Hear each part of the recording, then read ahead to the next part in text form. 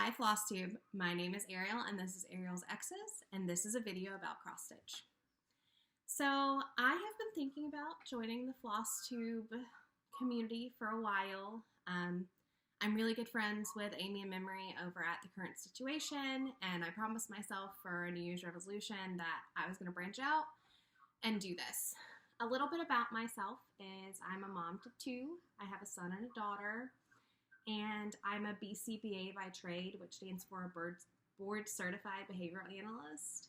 I specialize in individuals on the autism spectrum, so you're not going to really hear me talk about my job that much just because of the nature of it.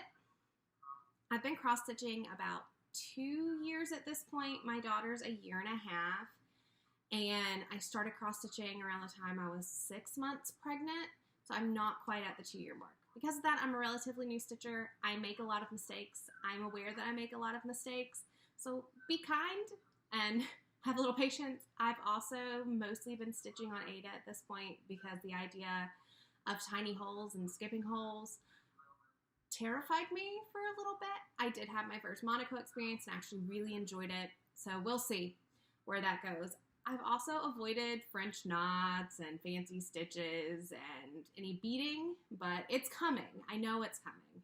And I've picked with Memory that the next time I visit her, we're just going to do a camp, and she's going to show me how to do all of it. So I guess the next thing to do would be to talk about my previous finishes. Keep in mind, there's not that much. I haven't been doing this long. I started cross-stitching when I was pregnant with my daughter and was in the process of finishing my master's. So there's not too much, but I'm proud of it. And you'll probably see a theme about the patterns that I've completed the most. I'm really about supporting people. So a vast majority of my patterns that I did early on were actually from Barefoot Needle Arts, which is the business run by Amy and Memory over at The Current Situation. So my first thing I have finished, which I probably should have ironed these, but busy working mom life, and didn't really happen, is Pride. It's from the Anchor series that they have over at Barefoot Needle Arts. I really enjoyed this one, and when I purchased the pattern, some of the proceeds were going to a local charity for LGBTQIA+ youth. My second pattern that I finished is called Shapes of Autism, which is very near and dear to my heart. When I purchased this, proceeds also went towards a charity benefiting autism at the time, and autism research. This one is also by Barefoot Needle Art. Both of these are on Ada. This one was just a store-bought that I bought at Hobby Lobby, and this one, when I bought the kit, Memory was nice enough to kit it up for me because it was the first ever non-dimensions kit I saw. This is actually my second pattern that I started to work on. I do have three other things that I've done that are Barefoot Needle Art, but those were test stitches, and those are also pretty much the only things I have that have been fully finished. I'm really scared of FFOing a project because what if I change my mind and I don't want to cut the fabric too short or mess up? Those I will insert pictures of. The first one is 8 Nights, and it is the Hanukkah pattern that they released over at Barefoot Needle Arts.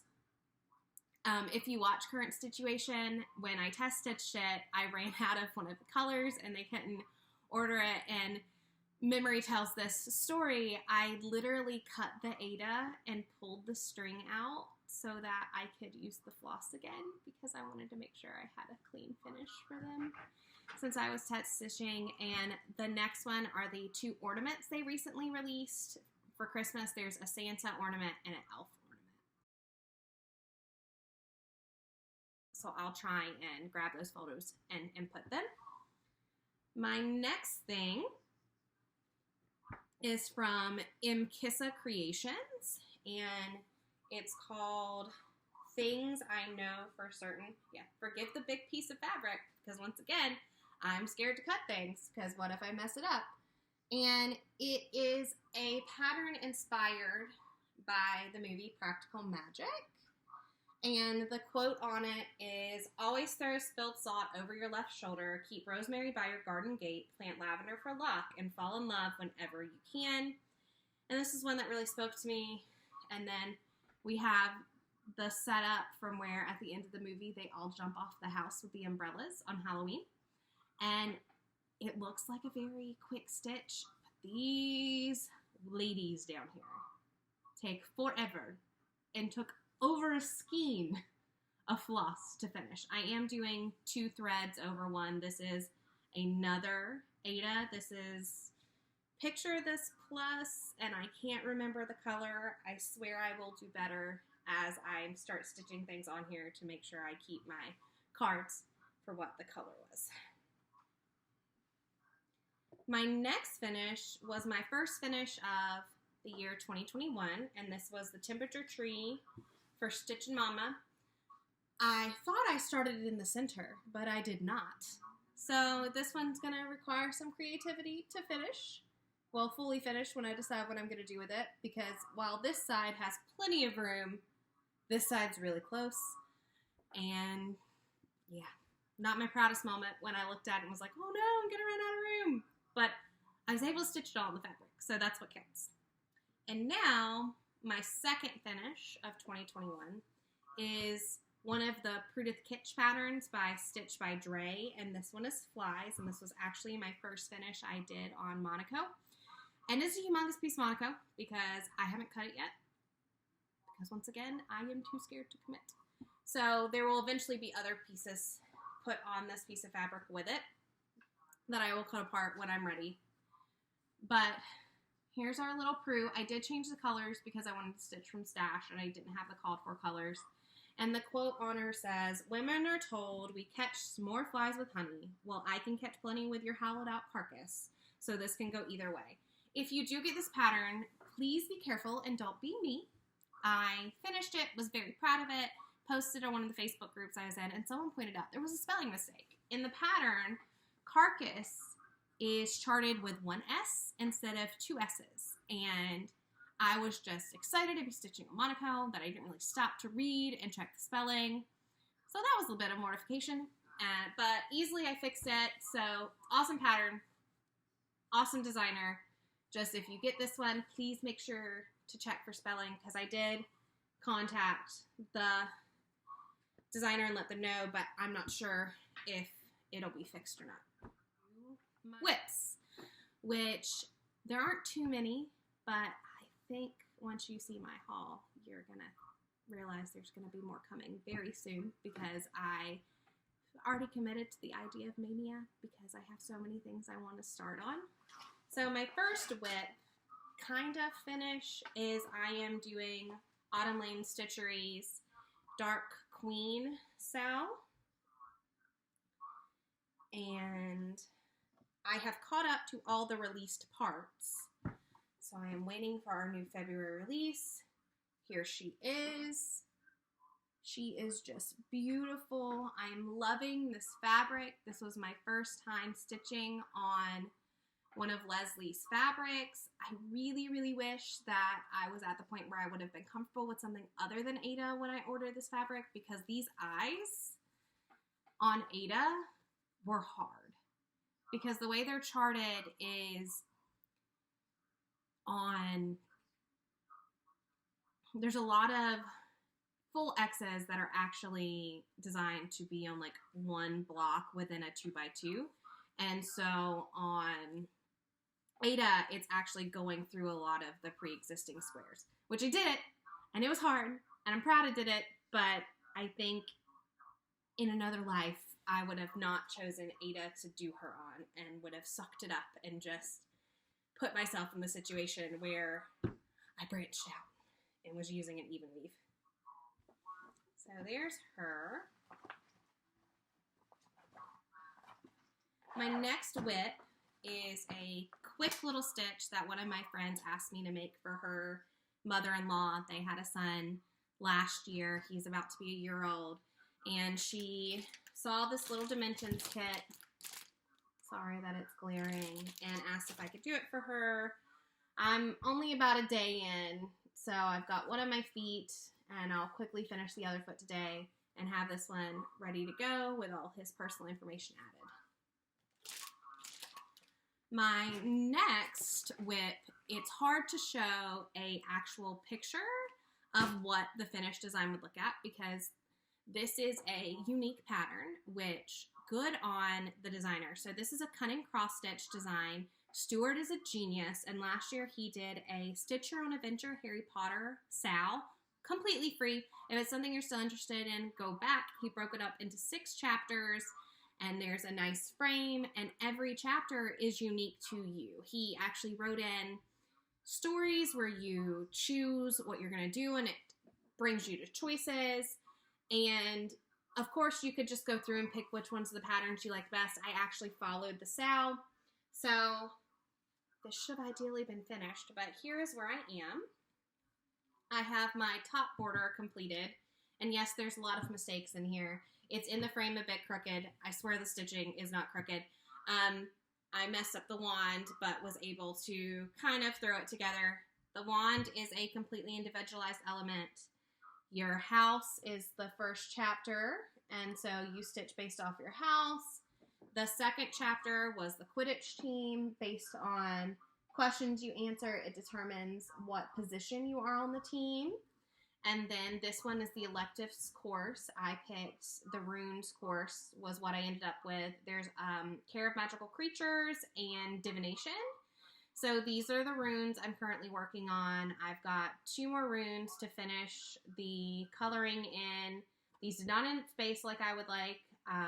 Drop-in elements are hard for a newer stitcher, but I am happy with it because it looks like someone just threw down a bunch of rune stones and they didn't end up completely even.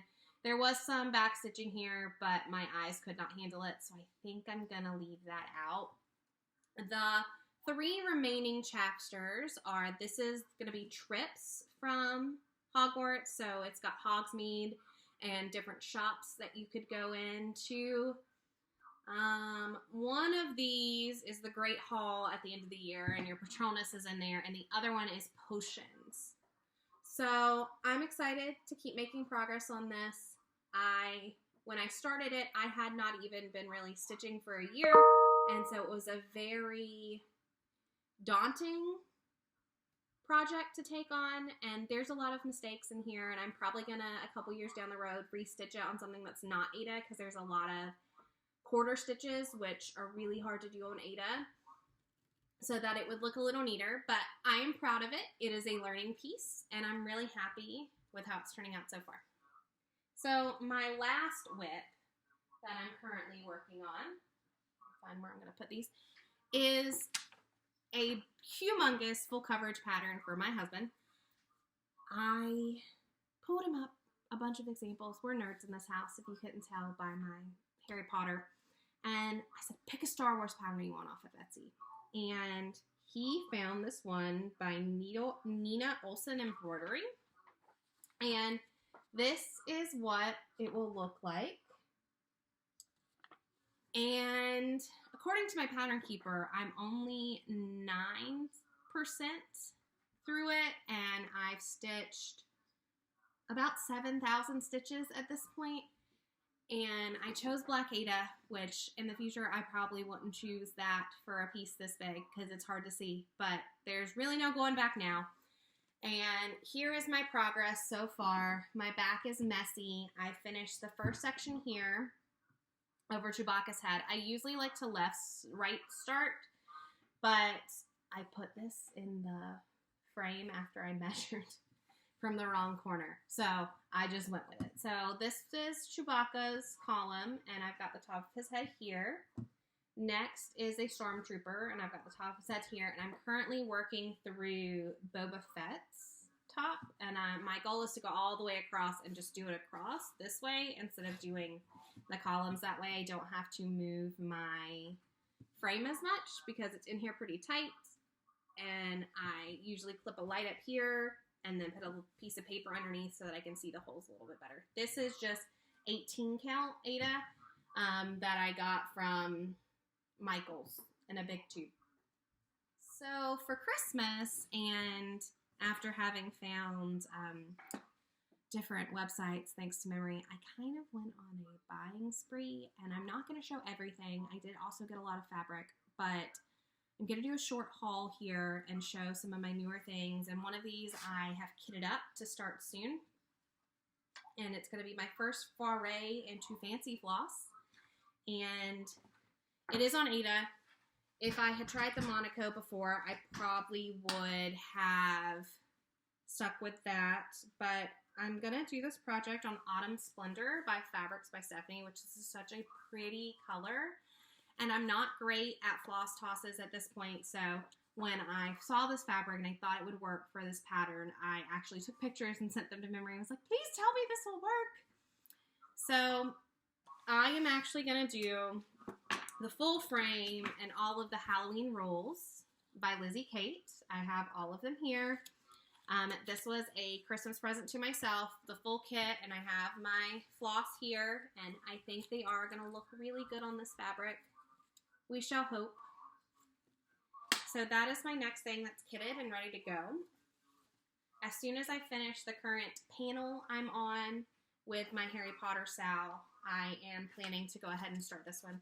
So next time, hopefully you guys will have a start. Sorry about that. Dog problems.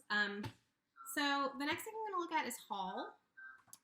And I'm trying to fill my haul with small, quick pieces as well as large pieces. I tend to be attracted to large pieces, which then is kind of detrimental because I get stuck in this like, oh, I'm not finishing anything. I need to finish things. So my first piece that I picked up was the Tiny Tidings number 7 by Lizzie Kate. And then I also have the Come Let Us Adore Him by Lizzie Kate.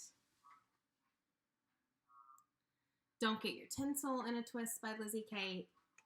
I'm trying to get a lot of holiday stuff together for Christmas because I have none of that, and most of my interests go towards the Halloween side of things. So trying to balance myself out to where I'm not always stitching the same season, though I would happily stitch Halloween all year round.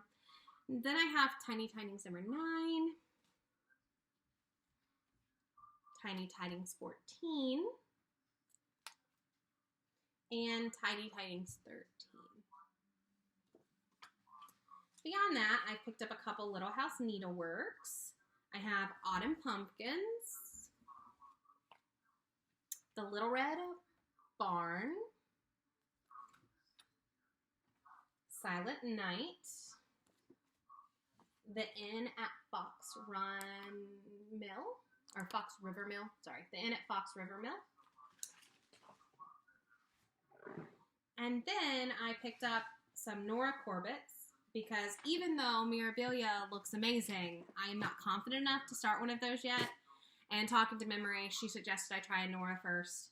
And of course, I'm convinced buying cross-stitch things is a different hobby than actually cross-stitching. So I have here the Willow Queen by Nora Corbett. I have Electra by Nora Corbett and Holly by Nora Corbett. And then I have 2 more patterns. One of them was an accidental grab, but I wanted it eventually anyway. And the other I'm just happy to get. I have Frocktor Family by The Primitive Hare, which I just really love this. And I'm going to see if I can chart the hair similar to myself and my husband. And then I have the Houses of Hawk Run Hollow from Carriage House Samplings. I ordered Halloween at Hawk Run. So instead of returning it, since I do eventually want to do Houses of Hawk Run, I'm going to keep Houses of Hawk Run, but I'm going to go ahead and order Halloween at Hawk Run when I get the chance. So that's it. Hopefully I did this right for my first time, and I look forward to seeing you guys again in a month. Like I said, I'm a mom of 2 and a full-time worker, so I'm probably not going to be one of those people that posts every week, but I think posting once a month is a good goal, and thanks for tuning in. Bye!